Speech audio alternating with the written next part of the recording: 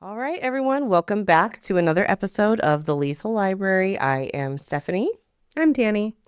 and here Dani is going to tell us another true crime story from Idaho. And this one is going to be, at least one is very local. We're actually going to do two stories in one because they're a little bit shorter.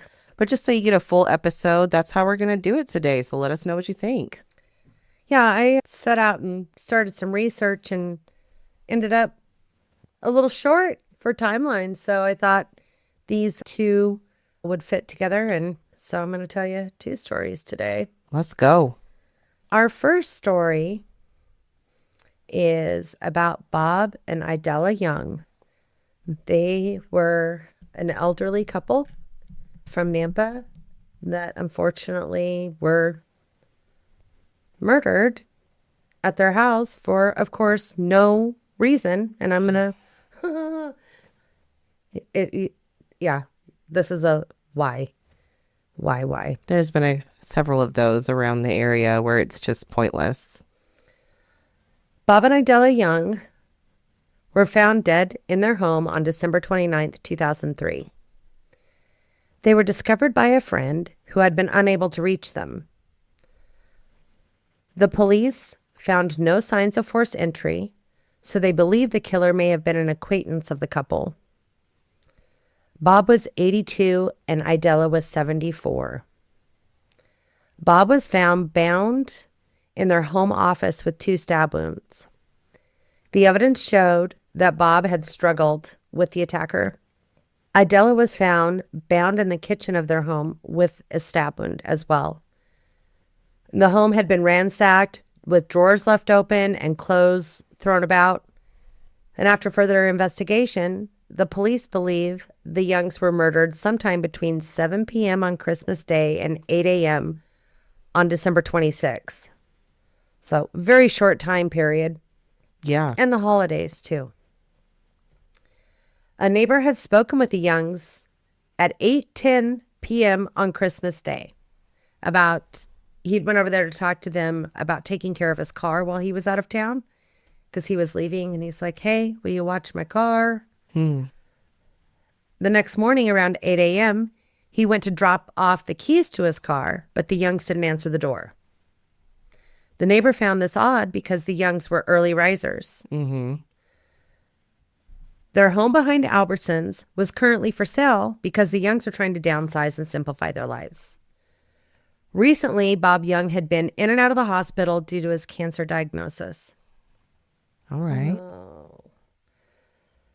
The couple had been married since 1961.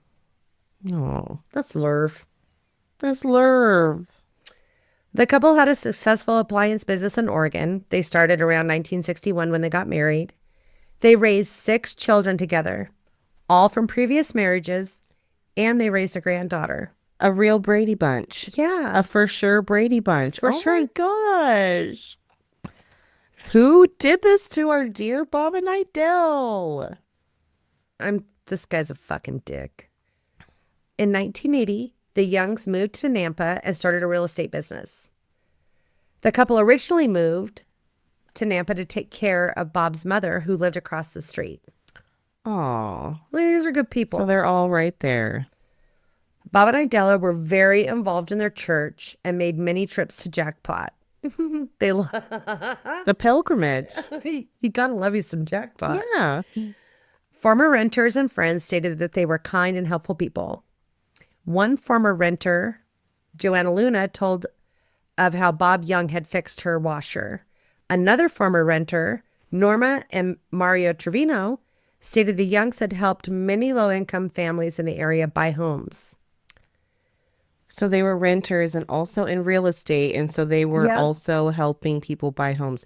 So not a slumlord. No. What a great landlord. I think Right. that anyone renting right now would love if their landlord was like, I also work in real estate. They know of homes, or maybe they have homes they don't want to rent anymore and Right. can give you, since they know you. Oh, people would kill for that now.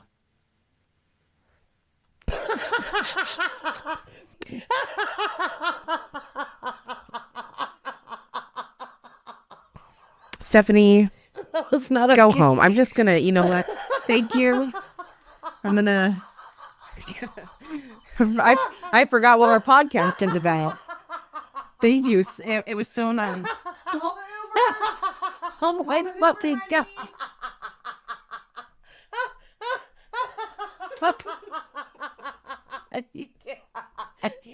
Even I caught that. Normally I'm so into my story. What am I doing? Dani, to be fair, I've been sick. I'm under a lot of stress right now. All right, folks. Remember what kind of podcast you're doing, Stephanie. Let's be a little bit more mindful and demure. How about that? Be fucking demure stuff. People would kill for that. Let me take a drink first. Cheers. Cheers. Fucking, that was great. I think, oh man, that's ranking up there with emotional support purse for me. Mm.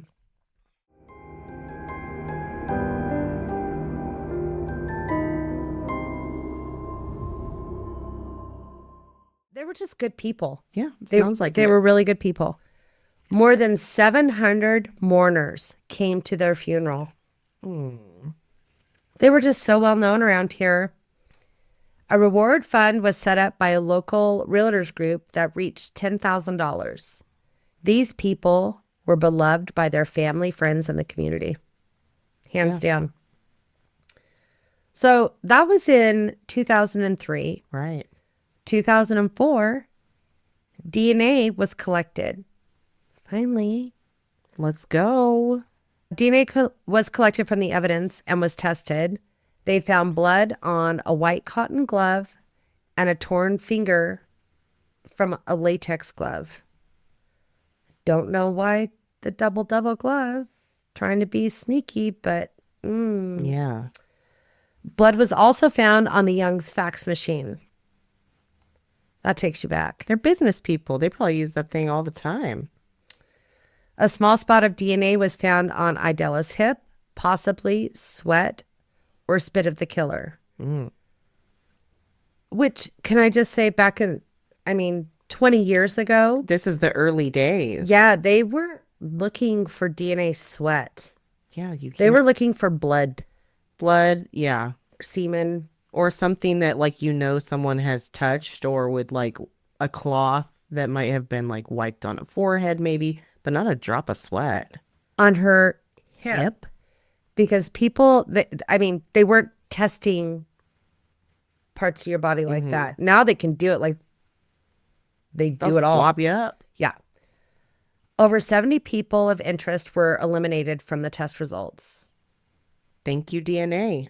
I just can't believe there would be 70 people. But they were trying. Who knows if there's a tenant that was, maybe it didn't work out so great. They knew a lot of people. Right. They were very well known. So, but to have 70 people eliminated. Well, and even just people that weren't mad at them, all the neighbors, if you were around the area in the time, you are not a suspect, but you're a person of interest because you were around here at that time. So. Year after year, their daughter, Kathleen Young Loggins, would write to the local newspaper editors reminding the public of the unsolved murder. And that's one of the best things that you can do in an unsolved case. Because there's been many cases that we've done podcasts on where someone sees a newspaper years later and is like, oh my gosh, I remember that person. I remember that night, or I saw that person. So just doing a yearly anniversary thing, it might seem futile, but you might catch the right ear. And they were very beautiful letters talking about how wonderful her parents were, and also Like a tribute. yeah, also, hey, this is unsolved. Please, please, please. Someone come forward. Yeah. Someone knows something. After nearly 5 years, an arrest was finally made. On November 6th, 2008, Pete K. Roberts, age 44, was arrested on first-degree murder. He also faced 2 counts of first-degree kidnapping. Oh. Prosecutors filed a notice of intent to seek the death penalty. Shit's getting real. Real quick, too.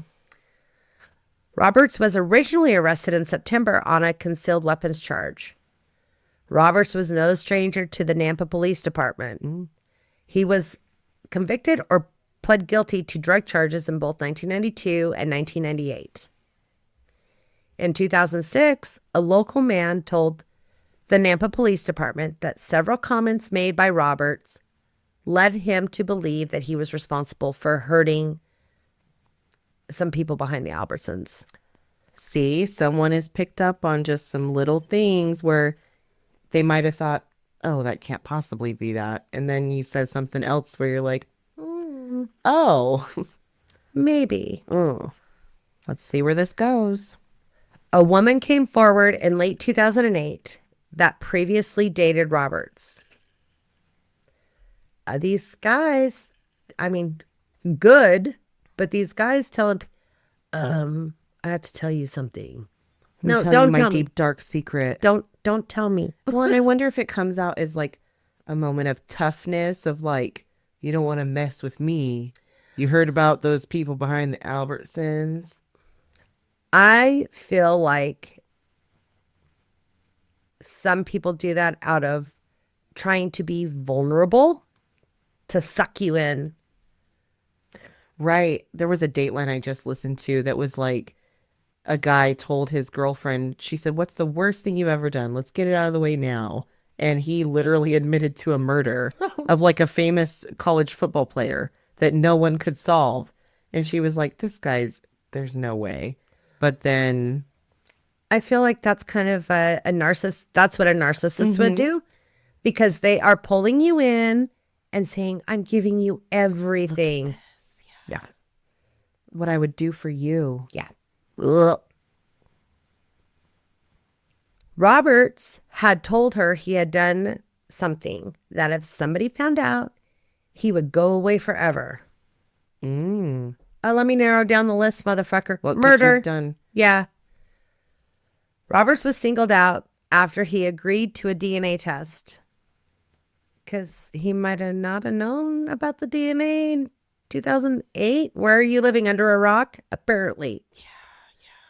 I think some people think either there's no way that I left something, they think they were more careful, 2 pairs of gloves. or they think that they don't understand the amount of DNA that it can be next to nothing. And so they're like, there's just no way. Or they don't understand that DNA is like 1 in a billion usually. So they're like, yeah, me and 1,000 other folks got the same. No, you don't. No. You don't. No. Roberts had mostly been unemployed, but sometimes worked in construction or in the animal slaughter industry. We know that job. What do you mean? We know that job. Not the slaughter part, but we know where that job was. We know. Like armors? Yes. Oh, okay. Like, yes, he Like, Dani, I've never done that job before. I don't do that. I feel pretty confident saying 99% sure he worked No, at that's Armors. probably at Armors, a big meat packing plant in that time. His most recent job was gathering and selling scrap metal. A real job, or are we stealing copper from air conditioners and catalytic converters? That's what he put on his resume. So why the Youngs? Exactly. The police stated that Roberts was a previous renter of the Youngs. He was not a good tenant, often paying late. And also Roberts had suspected that Bob had reportedly kissed his ex-wife and this outraged him. I don't believe that. Drugs. Police said he was probably on meth and paranoid. I'm just telling you. These people were good people. Police said there is absolutely no evidence to support this claim. He's out there kissing tenants' wives. I don't believe it. Not with Idell. No. Because I'm sure that we've rented from an older couple. And let me tell you, she ran the roost. And there would never have been anything that she didn't know about. No fuckery. No. He was delusional. I think it was him either imagining being paranoid on drugs or trying to just make some pathetic type of motive. excuse. Oh, well. I had to. Shut the fuck up. Bob didn't do that. Roberts pled not guilty, and the trial is set for April of 2010. February 5th, 2010, Roberts just says he pled guilty to 2 counts of first-degree murder for the stabbing of Bob and Idella Young on Christmas Day in 2003. And he did this because the death penalty was on the table. He will serve 2 life sentences without the possibility of parole. Roberts is currently 60 years old and in the custody of the Idaho State Correctional Center. As you should be. Go fuck yourself. How dare you do that to Bob and Idella? It's so sad because to live your life, this is what breaks my heart. First of all, they're good people. But for your life to end that way after they have been good, righteous people their whole On Christmas? Yeah. You're a dick. Like, and I'm sorry. I know that, people get behind. People struggle to pay rent. This was a different time where rent was way more affordable. Yeah. So much, like, you could be working probably a minimum wage job or a smidge more and still live in a small location comfortably. You didn't have to have 3 or 4 roommates. Right. So if you're not paying your rent, your drug habit's too big, bro, and get a real job instead of scrapping. yeah, We know what scrapping. that was. Shut up. Anyway. That's very unfortunate. Yeah. So R.I.P. Bob and Idella, and rot forever, Roberts. Yes. So I have another one coming up, but Okay. let's take a break. Let's take a break.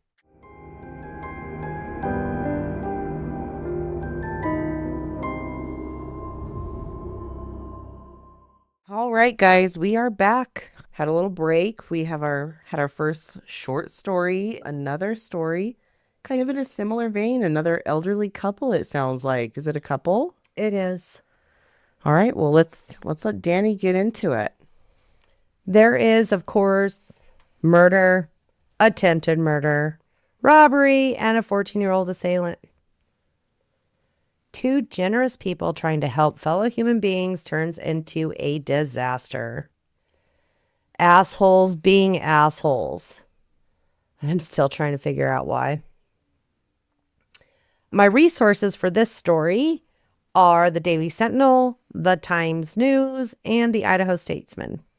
Thank you, Statesman. On January 6th, 1996, William Duke and Dalma Furman, both 72, were found dead in their home by a relative in Downey, Idaho.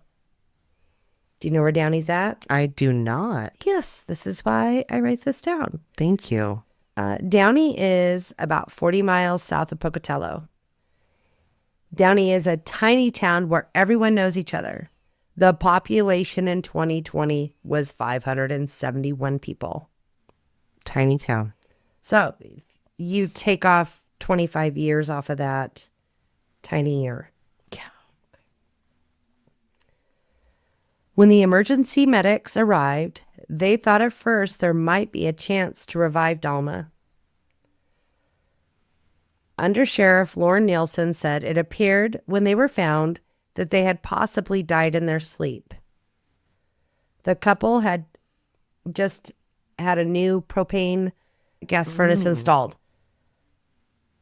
It was thought that the couple may have died from carbon monoxide poisoning.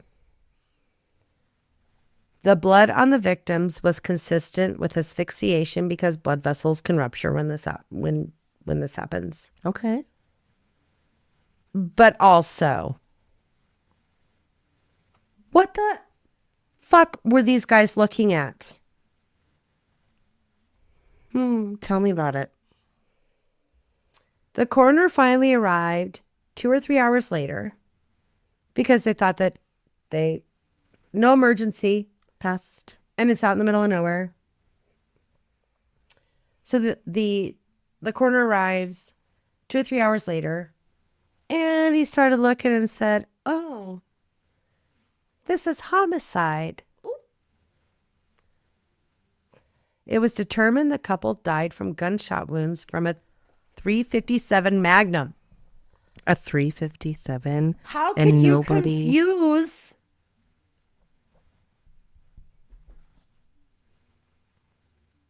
natural causes. Look, they look so peaceful. They're just little bit, a smidge of blood, carbon monoxide poisoning.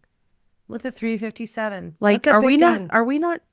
Exactly. Are we not taking a flashlight? Or are we going into a dark room, seeing some blood, like a trickle of blood out of a nose or something, and being like, must be the That new CO2. furnace. Let's peek around a little. You don't have to touch anything. You don't have to No. move anyone. Look. You can't tell me there wasn't blood like pooling somewhere. Get out of town. The Furman's neighbor, 2 miles down the road, discovered his horse had been shot. Okay. The same day. After autopsies were performed on the deceased and the horse, it was discovered the bullets were a match. Why are we shooting the horse? Hold on. Let me tell you why. Please, Dani, because I just, like, what? There's no reason. They're just fucking idiots. And that makes it even worse. I know. Why? Why would you want to? Horses are so fucking cool. What would make you be like, I'm going to pop you too? Get out of here. I wish that horse would have kicked you right in the chest. Authorities put the word out with the assistance of the FBI and the Bureau of Alcohol, Tobacco, and Firearms. Ooh, ATF and FBI, let's go. They quickly found out the police were already looking for these men. So they were creating some havoc, apparently. The break came when they discovered the same caliber bullet used to kill the Furmans and the horse was used in another crime a few states away. Dumb criminals. A warrant was issued out of Colorado for 2 men. The men were suspected in a convenience store robbery and shooting in Grand Junction, Colorado, just 2 days earlier on January 4th. So y'all are just showing your ass and popping whoever, like, Oh, I can't wait to tell you about their car.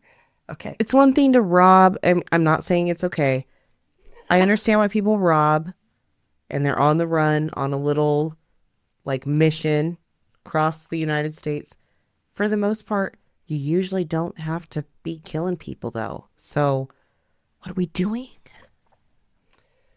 2 men, along with a 14-year-old accomplice, 14. held up Crystal Bunker while she was working at the Gasomac convenience store. Not the Gasomac. I hope I'm saying that right. They came into the store and grabbed drinks from the cooler. Then they walked up to Crystal's register, and all of a sudden she heard a pop like a firecracker. She said she started to feel numb and tingly before she passed out. She didn't even know. Same. When she regained consciousness, blood was dripping down her face. She didn't realize she had been shot. Oh my God. She called 911 to report the robbery. Crystal continued serving customers. Employee of the month, year, and decade. Give her an Oscar now. With a rag wrapped around her head, she pumped gas for a customer at the full-service station.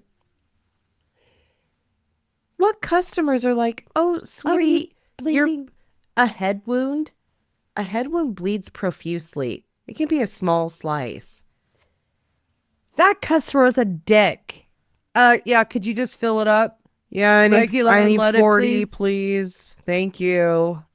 Rolls the window back up. Yeah. As blood is dripping down her face. She's like, sure. Yeah, I got you. Yeah. What the fuck? She returned back inside and sold a can of Copenhagen to another customer before the police arrived. She's like, I think something scratched me or something. Sweetie, you got a goddamn bullet in ya. Can you believe that? I can, because, that's how we're trained. Be a good worker. Yep. Jobs are important. Gotta do the best. And I would gosh, have been like, pump your own gas, bitch. this is 96. I think the minimum wage is like $3. Right. I'd be like, pump your own gas. I'm bleeding here. I think you can get it. You know how to pull the handle. You can get it. Can you make it home and back here It tomorrow? isn't a Go fuck your. labor-intensive I know it job. might be inconvenient to stop on your way to work tomorrow, but look, I just was robbed. Maybe shot in the head. She at least knew she had been robbed. Yeah. I'm kind of assuming that she Probably thought in maybe shock and maybe she thought maybe she was hit, maybe, or she's just like, "Someone passed out. punched me." Right.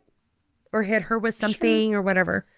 I just can't. Crystal, She's you're a got badass. a rag around her head. She finally found out that she was shot after she heard an x-ray technician say, "Yep, it's there," referring to the bullet. And the technicians are not supposed to say anything, I know. But you always see that like ultrasound technicians are not supposed to give you the news. But you can always watch their face of like, if it's an ultrasound or like someone that's reviewing your x-ray and they're like, I'll have to let the doctor tell you. But and this one's just like, oh, yeah, there's a bullet in there. Yeah, it's Which I would appreciate. Thank you. I don't want to wait another 40 Don't minutes. go for send a me back doctor to my be like, room and wait. Yes. There's a bullet in your head. Right. A bullet had grazed her forehead and lodged in the right side of her head. Surgeons were able to remove the bullet from her head, and she spent 5 days in the hospital.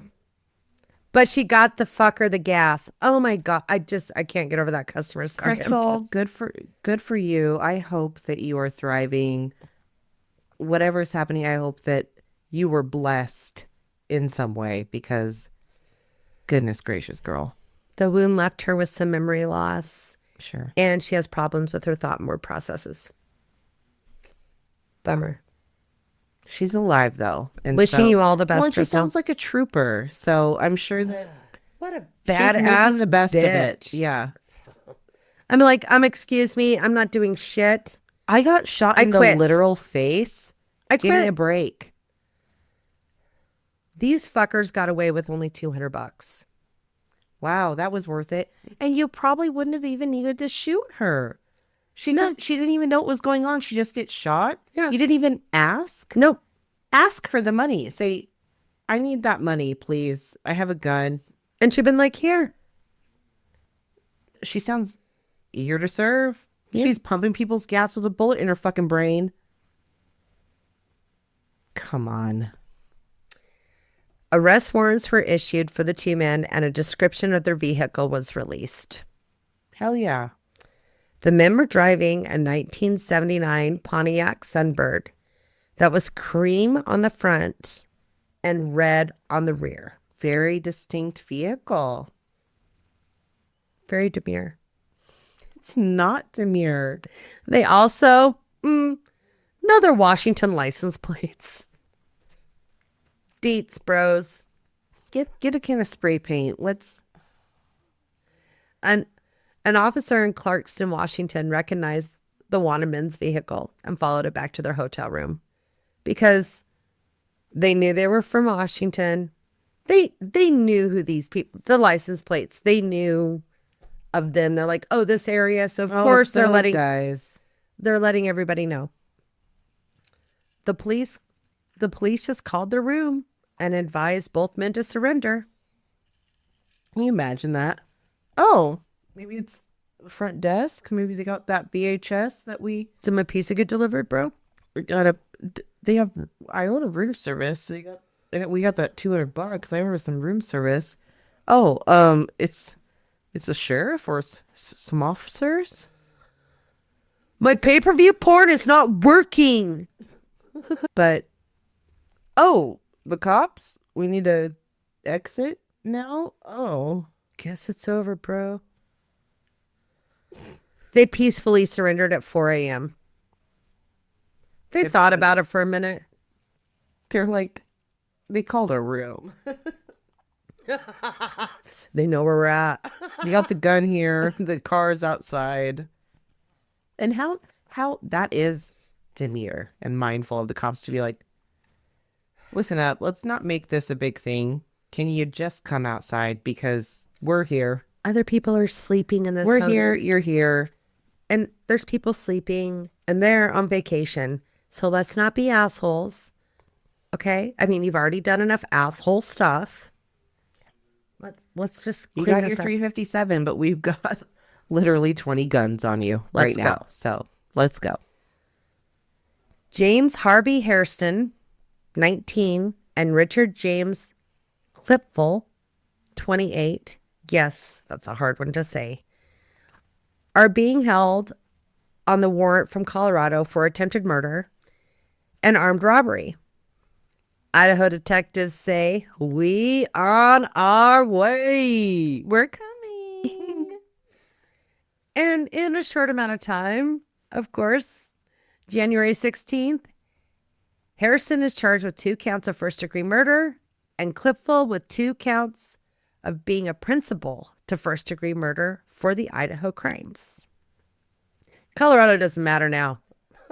Idaho's like, literally hold my beer. We'll take care of it. That's exactly. We'll take care of it. Just let Idaho have them. Plus, each is being charged with 1 count of robbery.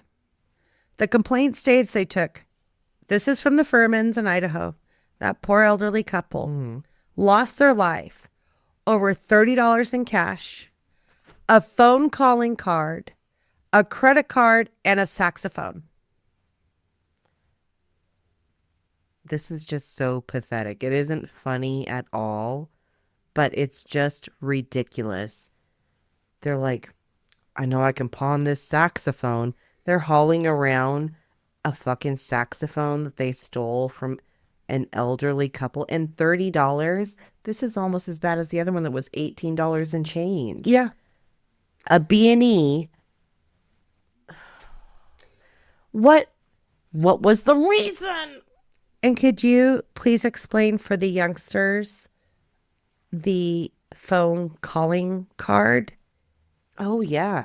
So if you wanted to dial long distance, you can't just dial long distance. You have to pay for those. So you get a phone calling card, and that gives you minutes on like a pay phone or really any phone. And like, it's not going on your phone bill because it's hella expensive. the long distance calling. This is why area code to area code was a big deal.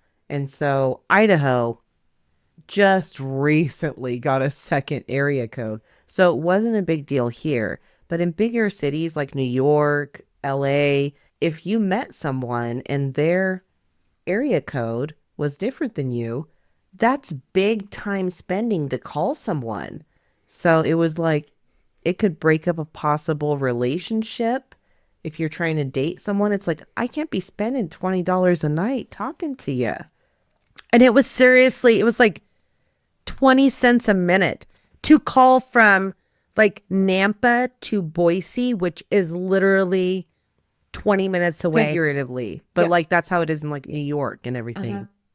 But if you bought these calling cards, you could get like discount minutes. So be it was less more effective. So you could be Mr. Worldwide if you wanted to. Anyways, they're Old idiots. school. Old school. These 2 fuckers could face the death penalty.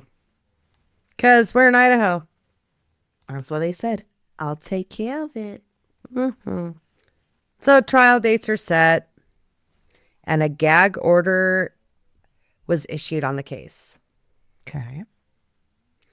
Clipville decided to cut a deal with the prosecution to avoid the death penalty in August. Who's going to cut the deal first? That's literally, and I wish that people knew this, because whoever folds first is usually going to get the best deal. And it sucks, but that's how it is. So realize other people's loyalty to you and your loyalty to them, because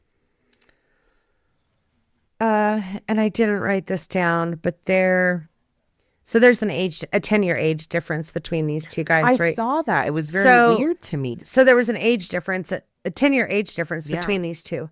And the older guy was, you would assume, was the ringleader, like telling everybody what to do. Mm-hmm. And one of the prosecutors, I didn't write this down, but literally was quoted in the newspaper saying, Cliffel is one of the most stupidest men I've ever met. And there is no way he could have put this all together. Even as asininely, as, is that a word? Even their plan that was so asinine and just reckless, he couldn't even give them that. Wow, what a weird power dynamic Yeah. for someone to say that in the news Yeah. and be like, No, it was not quoted. that he's literally a dipshit. So He's very fucking stupid, is what he wanted to say. So he did the deal with the prosecutors. He pled guilty to 2 counts of being a principal to first-degree murder and agreed to testify against Hairston to avoid the death penalty. took the plea. Little backtracking here. Actually, it's not backtracking. We're going to head over to Colorado for a hot minute. What's Colorado doing? The 14-year-old Matthew Bricky was charged as an adult in Colorado Oh shit. for the robbery.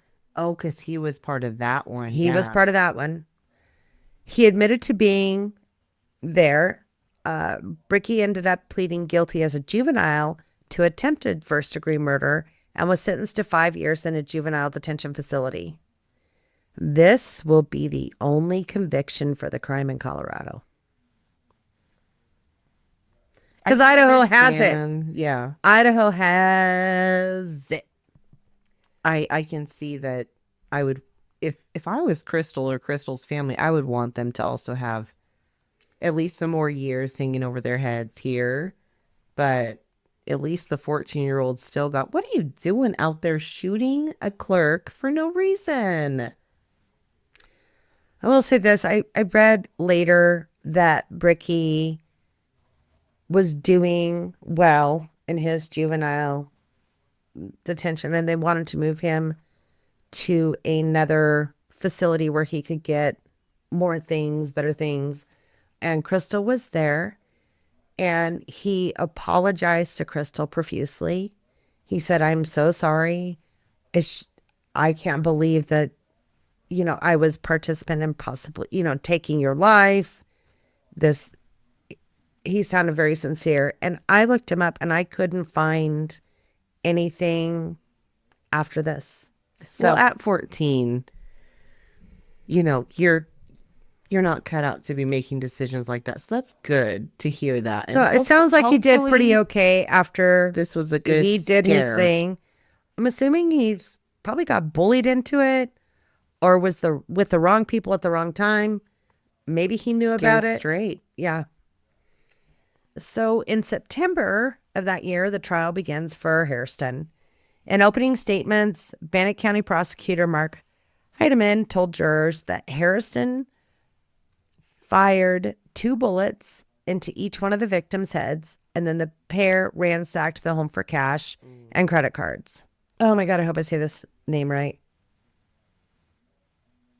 The public defender, Randy Schultes, said it was Cliffel that fired the deadly bullets, and the only reason Hairston was the one that used the credit cards and pawned stolen items, aka saxophone, was that he was the only one with identification.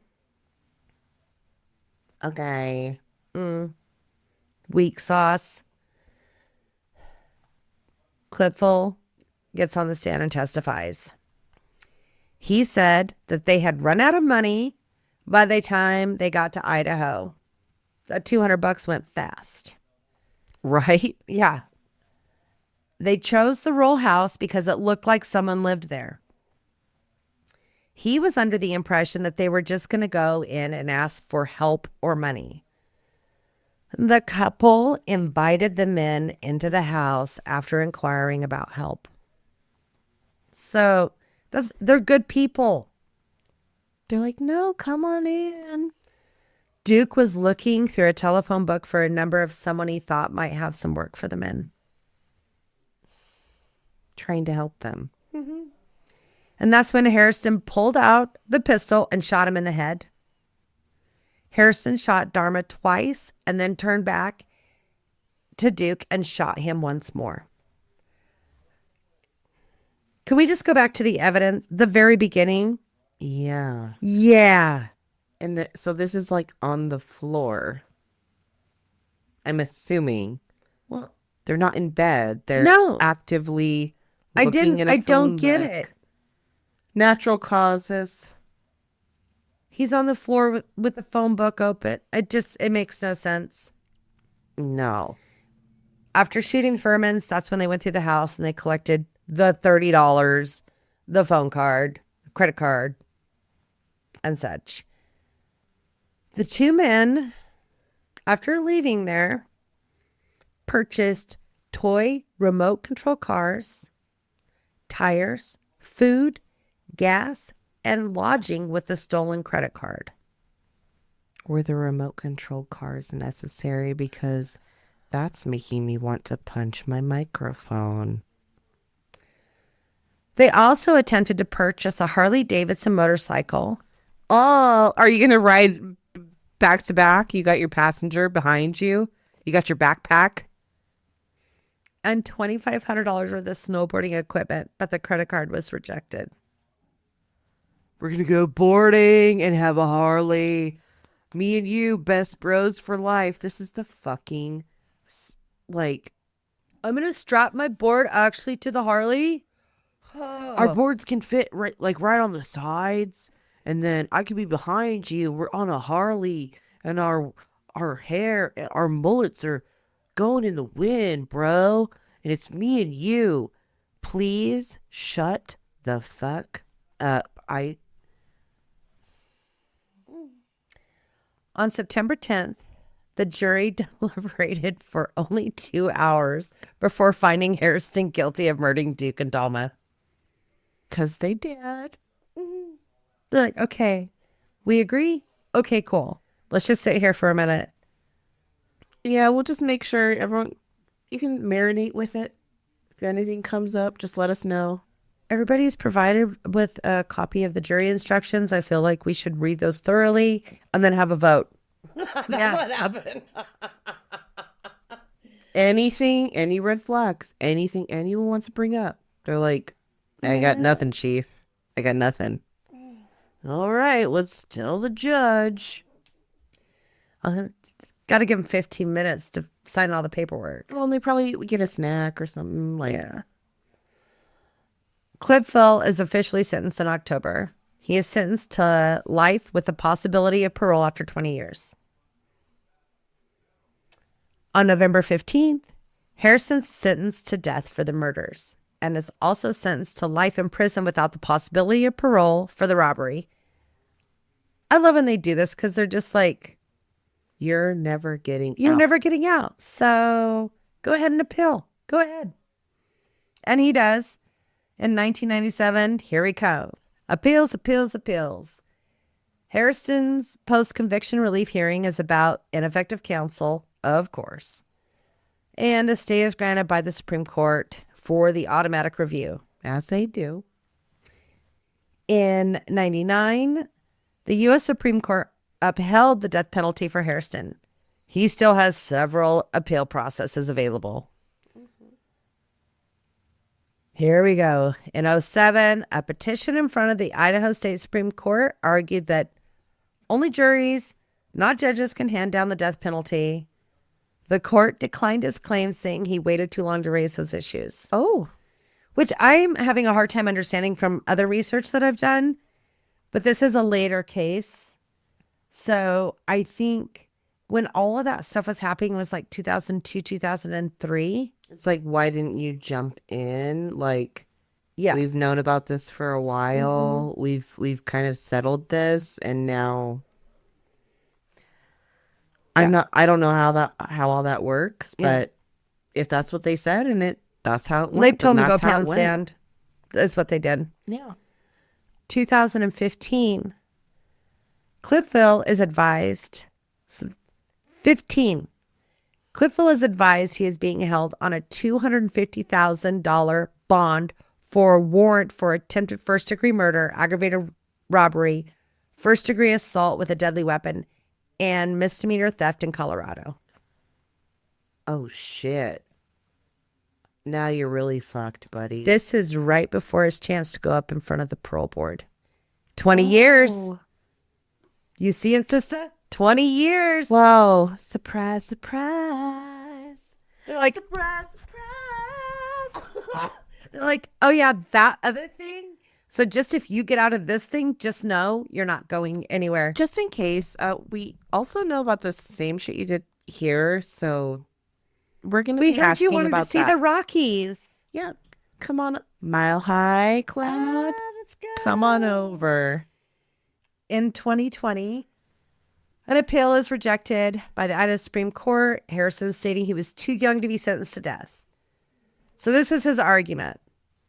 Because, as we know, times have changed and evolved. And so, even though you're allowed to go to war at 18, a lot of people thinking that you're probably not fully Your frontal developed. lobe isn't developed. Right. So I So get he's it. saying because he was under 21 that he shouldn't. And that Supreme Court said, yeah, that's only for people under the age of 18. We don't give a shit. So sorry about your luck. He was trying that angle though. So, It probably was the last angle left. well, currently in 2025, Hairston is 48 and currently residing at the Idaho Maximum Security Institution. Cliffville, 57, is also at the Idaho State Correctional Facility. Best friends for life. God, that plea deal did him no favors. None. So, and I have a little tidbit of news Oh, yes, there was because an this update in affects Idaho. this might affect Harrison, who, by the way, was the youngest person ever be put on 19. Very young. Seriously a kid, but seriously should know not to shoot people. Yeah, but we've mentioned several times that the laws have been kind of ever changing recently since Creech and since Creech's failed Execution. euthanasia attempt for the firing squad. And so the firing squad was already approved, but there's an update to that. So I'll let Dani tell you because she knows more. So last week, the House of Representatives passed. It was the House and the Senate, right? Right, that last week was the House, Okay. and they voted within 10 minutes. It was approved. There was no arguing. But this week it was in front of the Idaho Senate, and they voted 28-7 to establish the firing squad as the primary method of execution. It currently is a secondary method. The bill is on its way to the Governor Brad Little's desk and is expected to be signed. It will go into effect July 1st, 2026. Idaho is one of 5 states that authorizes the firing squad. But Idaho will be the only state to have the firing squad as the primary method. And this surprised me. The most recent use of the firing squad was in Utah in 2010. I didn't know that. Yeah, I didn't either. And also, South Carolina is scheduled to execute an inmate by firing squad on March 7th. So that'll be after my this episode is God. released. Yeah. So I think we've discussed this before. I don't know if it made it Yeah, it's anywhere. not something that we are like rooting on or agree with, but this is what's happening in our state. Yeah. But I wanted to tell you stuff. I looked up, I think we've had discussions about what does that look like? What Yeah. does that execution method look like? Right. Because we all know about lethal injection. They give you some drugs, you fall asleep, blah, blah, blah. They push all the things, right? Mm-hmm. I have no idea how the firing squad works. So, got a little. Okay, let's hear it. And this is from the website deathpenaltyinfo.org. And there's a whole disturbing section about methods of execution. It was disturbing to read, but this is for the firing squad. For execution by this method, the prisoner is typically bound to a chair with leather straps across his waist and head in front of an oval-shaped canvas wall. The chair is surrounded by sandbags to absorb the prisoner's blood. A black hood is pulled over the prisoner's head. A doctor locates the prisoner's heart with a stethoscope and pins a circular white cloth target over it. Standing in an enclosure 20 feet away, 5 shooters are armed with 30 caliber rifles loaded with single rounds. One of the shooters is given blank rounds. That surprised me. Just one? Just one. I thought it was the opposite, that Me too. only one had. But I mean, then if someone has a bad aim, I'm not Right. yes, let's do, but that's. I thought it was. So they're giving doubt, like, one. I don't like those odds. Like, I'm probably going to have. I mean, So everyone can be like, I probably had the blank. yep, that's why they do So it. everyone can have the, okay. But South Carolina's execution protocol calls for the use of 3 shooters, each of whom is provided live rounds. Okay. Each of the shooter aims his rifle through a slot in the canvas and fires at the prisoner. So it feels like the way it is here is to give someone some, just for their own mindset, That it some might have not been. deniability Yep. of I might have had the blank. But they're like, No. you hit him or you didn't, I don't know. You shot at him. So, anyways, that was the news. I just felt, because what we discuss on a weekly basis is death penalty cases. And also the reasoning, I understand the reasoning behind these lawmakers, because and it was argued that there is so many issues with lethal injection being raised. And we've discussed this before, but to sentence somebody to die and then not have a method to do it. Yeah. We've discussed that before, how that's like, they said that was, That's cruel and unusual. right. And so anyway, I don't know how I feel about It's just news. So almost all of our cases are in Idaho. Some are Washington, Idaho, or just really close around here. But especially since we've done so many death penalty cases, it was just a poignant piece of news that came down recently. I think it was today. Yeah, it was just today. By the time it reaches y'all, we're always a couple weeks by the time we post them. But anyway, crazy update. I think 2026, July 2026 is what they said, because they're building the facility. They're like taking a block of the prison that wasn't used or something. Yeah, they had given $750,000 to do this, I think last year or the year before, when the whole Kohlberger thing came down. And because it has been the backup method, but And Creech was a big thing where they're like, that was a fail. That It was was a a big hard fail. fall. No. So, and I do think,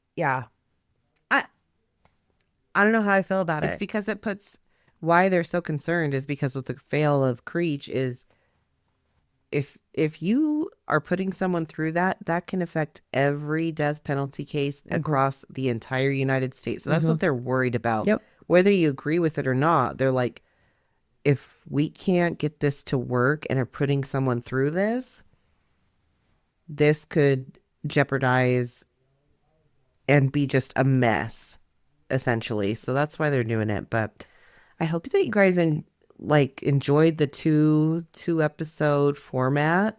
Some crazy stories that we had today. I know, Two the poor really good- Youngs and the poor Furmans who had lived these good lives, and we're trying to help people. Yeah. Overall. And Overall. just unfortunately, some really bad actors came into contact with them. So, to live, this is what a horrible way to go out for well, these what a folks. shame for the people that did this. Yeah. And these people lived these long lives. They were good people. And then you got some assholes out here killing elderly people. What the fuck is wrong with you? Go fuck yourselves. Yeah, go fuck yourselves. Please rot. Until next time, follow us. We literally made 3 or 4 TikToks today. We were sweating. So I hope you appreciate just a fun little thing, because we think you guys' comments and everything are so hilarious when we do post them. So please comment. We love to see it. Email us at thelethalibrary@gmail.com if you have questions, concerns, you have a tip, you have a case you want us to look into. We're happy to review it. But thank you again for listening. We have so much fun with you guys. So until next time, 10-4 Rubber Ducky. Fuck yeah.